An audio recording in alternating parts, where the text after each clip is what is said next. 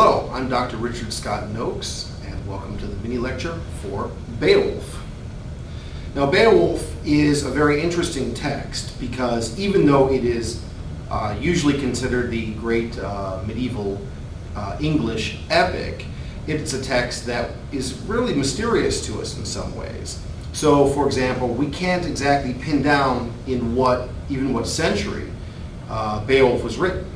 One thing that we do know was that the manuscript that it comes down to us in was written by the scribe around 1000 AD, maybe just after 1000 AD.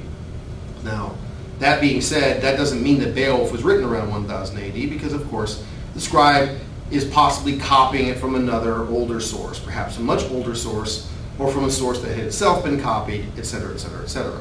And so we can't really nail down when it was. The other interesting thing about this, as the English epic, is that there are no characters from England in it. Beowulf is not English, the Danes are not English, nobody's English in it. Nevertheless, it is written in Old English, which is the language that is the ancestor of modern English, the language that I'm speaking now. And Beowulf does come down to us in this manuscript that was written around 1000 AD, and we sometimes call this manuscript the Book of Monsters because there are a variety of different texts in there, all of them having something or other to do with monsters.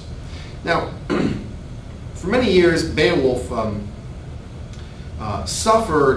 its reputation suffered a great deal because Beowulf didn't seem to fall into the normal category of epic that we normally think about. When you think of epic heroes like Odysseus, or epic heroes like Hector or Achilles, you see figures that tend to grow and change with time. Not Beowulf. I mean, Beowulf is a pretty flat character. He never has any doubts. The normal sorts of things that we think about an epic hero enduring in terms of his emotional growth, Beowulf doesn't go through. And so for a long time, Beowulf suffered in its reputation. Now, we're going to come back to that idea in a little bit. But for now, one thing to know is that people were trying to find a way to read Beowulf so that it would compare to the classical epics. And one thing that they used was the idea of an allegory.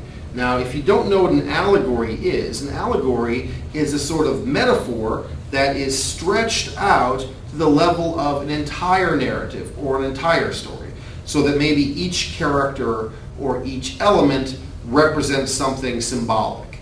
So, to give you an example of what would be a Christian allegory, now not all allegories are Christian allegories, in fact, most are not, one that you might know very well is The Lion, the Witch, and the Wardrobe.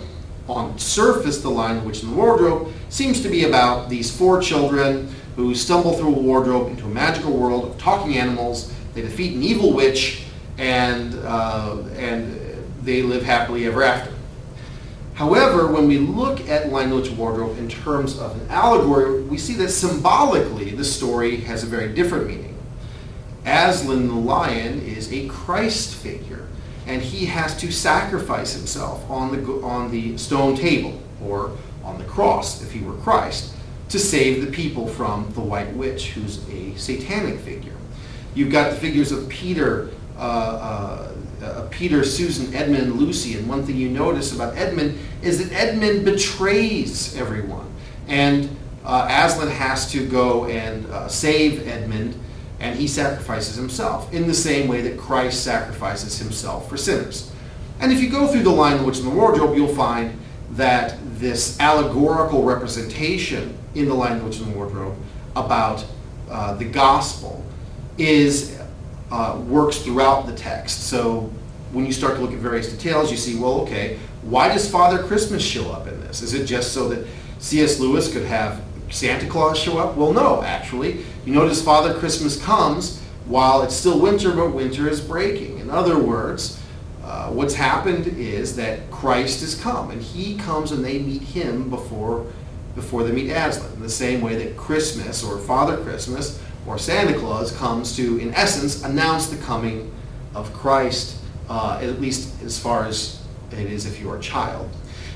So we have this idea of the allegory. And so what many people tried to do was they tried to read Beowulf as a Christian allegory, taking Beowulf as a Christ figure. And so your first prompt for this week is, how can Beowulf be read as a Christian allegory? What are the limitations of such a reading? So begin with the idea that Beowulf is Christ. If Beowulf is Christ, then how do we understand the other characters? How do we understand the other events in the poem? Now, as for the limitations of such a reading, the idea of Beowulf as a Christian allegory has sort of faded away and is a less popular idea for reasons that I'll explain to you later. And the more you examine it, you find that it takes a lot of work to make that actually stick. That being said, what's the other major approach? Well, after all these years of people looking at Beowulf and trying to cram it into this Christian allegorical reading and and trying to make it work that way, a man came along, a very important scholar in the early 20th century by the name of J.R.R. Tolkien. You might know him because he's also the author of The Hobbit and Lord of the Rings. And J.R.R. Tolkien, in addition to being the creator of a lot of fantasy fiction, was in fact a very important scholar of Old English, and he wrote what's probably the single most important essay on Beowulf, and it's called Beowulf, the Monsters and the Critics. And what Tolkien argued was simply that the critics had it wrong. They'd been thinking about the poem in terms of Greek epics, which are about the hero, like Odysseus and like Achilles and these figures. But what he suggested is that Beowulf is not about Beowulf, but is instead about the monsters. And once he made this suggestion, very quickly it seems that everyone decided that that was probably true. And the attention shifted from Beowulf as a character to the various monsters, Grendel, Grendel's mother, and the dragon, and what each of those monsters might represent, what each of those monsters might mean. And so from there, we come to our other prompt, which is that in The Monsters and the Critics, J.R.R. Tolkien argues that the poem Beowulf is about the three main monsters, not Beowulf himself.